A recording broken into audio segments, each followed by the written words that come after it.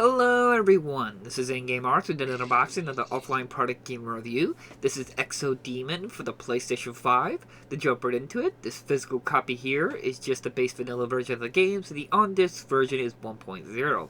Now sadly there was an update available. This update size was 130 megabytes big and will take you to version 1.4 since the time of this video. And like always, I do play all my games completely offline with an unregistered account, and I was still unlocking trophies throughout the time I was playing this game, which is extremely nice. Now, Exodemon is only available at the current time of making this video as a PAL import physical copy, so then getting a copy probably could be a little difficult depending on how do you pick up games, but then I just saw this game and I saw how it looked and played and everything like that, and it just highly caught my attention because I'm a big fan of classic FPS shooters, or I like to call them boomer shooters, or some would call Doom clones, but boomer shooters is very unique and I like that name for these kinds of games where it definitely captures the 90s and maybe late 80s kind of gameplay style where it's all pixel graphics, everything's looking directly at you, and it's very fast paced. Well, as I said, I was playing this game, and the story involves you playing as a character who is infected by some exodemon parasite, and this gives you superpowers, basically ability to attack with your melee attack, as well as that you can blast like plasma energy out of your right hand. And eventually you start unlocking more abilities that will allow you to change that hand to do other stuff. Like the first ability you got is like a regular pistol, let's just say. You should randomly shoot. You'll get like a shotgun, a sniper rifle, but like a sniper beam that shoots really far, and just a slew of other ones like a grenade launcher, a machine gun, and so on and so forth. Now, what's interesting is that these switching between these hands do have a limit of ammo, and their limit of ammo is actually pretty short, which is quite surprising. I expected like a good bunch of ammo, but no. Generally, you maybe have like a couple shots with that particular gun. Some guns have more shots than others, but eventually you will run out of ammo, and it's pretty interesting how much you got to try to balance between your guns and try to then utilize them the best you can. And there is a good slew of amount of enemies, though they do get a little repetitive by their like blue and red design, constantly seeing this blue and red color. It would have been nice maybe having a few mix up of that color. Now, I understand the narrative of the story, because as I said, you're infected with this parasite, and these like these things you're fighting are infected with this parasite in some regard as well. And you're basically trying to get out of the lab and get off the planet. And that's basically summarizes the story. It's kind of vague with a lot of stuff because you only get story segments in the loading screen to the next level, which I'm not entirely sure it's a male or female, or I don't know, because it doesn't really explain it. It sounds like a male's voice, but the box art looks like a female to me. So I'm not entirely sure, and you never find out I believe you don't find out the name of the character you're playing as.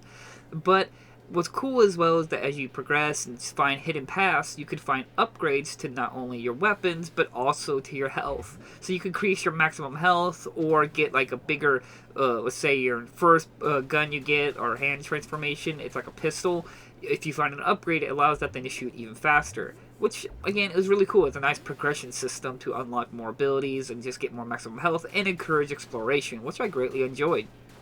Now, the two bigger gripes you're going to probably have with the game is that, but put it out there, is that this game, for some reason, R2 is your left hand, and L2 is your right hand. and so you push R2 to melee, and then you push L2 to shoot. Or is it the other way? I can't quite remember, but just, it's the opposites. So I don't know what possessed them to do it like that.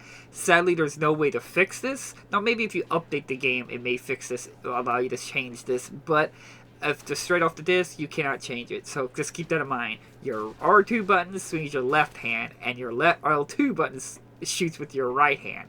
So it's very cumbersome, but it took a little bit, but there were a few times I got in trouble because I was pushing the wrong button thinking R2 should be my right hand.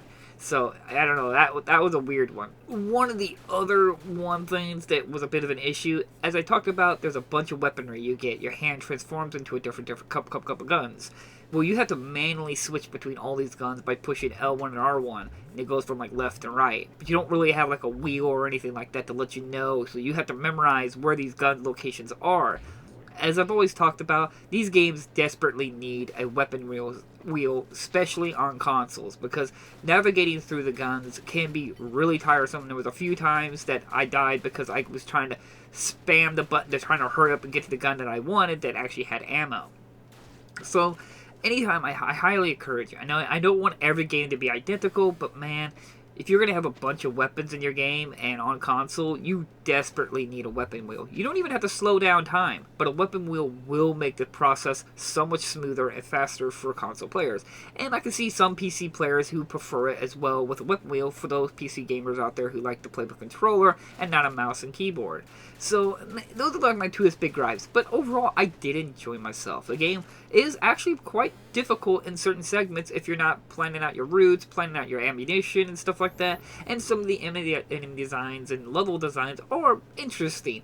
They're clearly inspired by the late 90s or late 80s and early 90s kind of style FPS boom shooter level layout, but they were enjoyable. This game is not going to blow you away, but I thought it was an interesting game to have on my shelf and for the PS5, because at the time this is only available on the PS5 and as an import as well.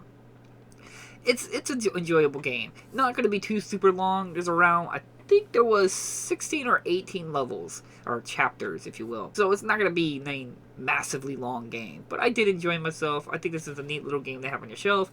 I'm not going to tell you to go out of your way to get it, because it's not going to provide you too much. But I think it's a very neat game. And I even show you in the beginning of the game, I show you the credits, and you can see how many people actually work on this game. It was like maybe like five or six people who made this game. So I always enjoy indies. I always try to encourage and to support indie developers and small studios and stuff like that. And this game was enjoyable.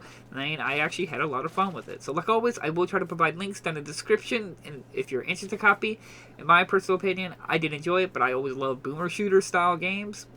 And there's just a few of those gripes, like I talked about the weapon wheel, as well as the L2 is your right arm and R2 is your left arm.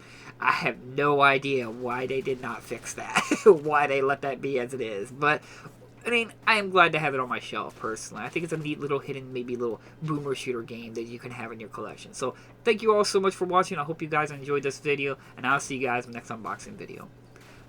Bye-bye!